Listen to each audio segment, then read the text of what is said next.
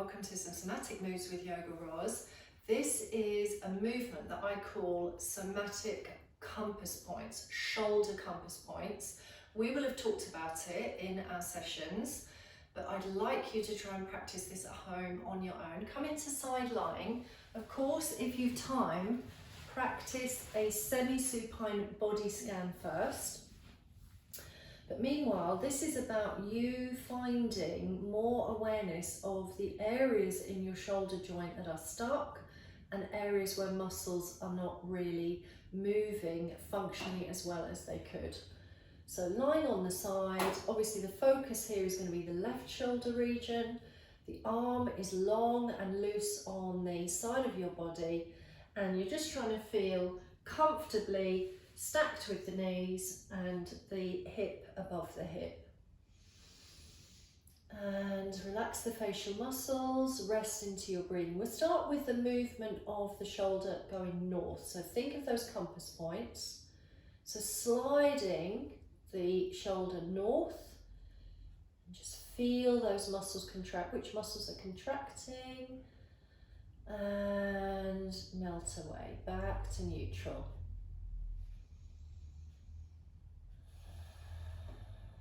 Let breath flow easily. Let's try that twice more. Breathing in perhaps as you shrug the shoulder to the ear, feeling the scapulae glide up. And exhale to melt all efforts away. You don't want to be bending the elbow, you don't want to be forcing anything. Just think about a slide upwards, connecting to the feelings inside the body, and then a glide back down. Okay, we're going to go south now.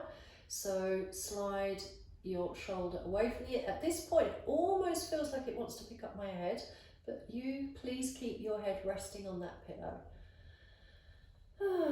Let it just drift back to neutral, to the start space. Taking the arm down the body. So you're going to feel the contraction maybe between the armpit and the hip.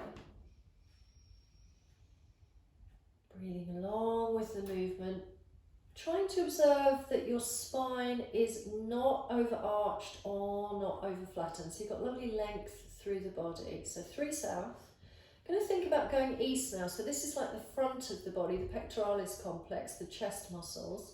So you can bring your shoulder forward, but feel a somewhat sort of space occurring between the spine, the backbone and the scapulae there, and then release it back. Another way to use this, so that's the rolling or pulling or moving the shoulder forward. Breathing all the way through. And another way to use this is to actually internally rotate your arm. That's a slightly different movement. A little bit more effort there, rolling the whole arm bone into internal rotation and then unraveling to center. So that was east in a couple of different ways, and we could do the same thing with west. Go into your scapulae, your left shoulder blade, and let it slide back towards your spinal column. Might feel like a little squeeze. So it's like the wing of the shoulder also draws down, squeezes into that midline. And again, just like east, if you want to allow that move to be just a little bit more involved, you could start to roll the arm bone from the head of the humerus. So you're sort of winging a space open. You might feel a lovely release across the neck, and then let that return to neutral. So having explored those moves, maybe 3 to 5 times in each of those directions, we're going to turn that into a circle now. So I'm going to ask you to move up to north, maybe you wing back to west, down south, roll forward to east. And that begins to turn into a circular movement. And those circles can be your own size. Try to feel your somatic movements from the inside out. Remember, it's pain-free. And, you know, sometimes the head and neck wants to move a little along with it, and then you can change direction. So you can go south, west, north, and east.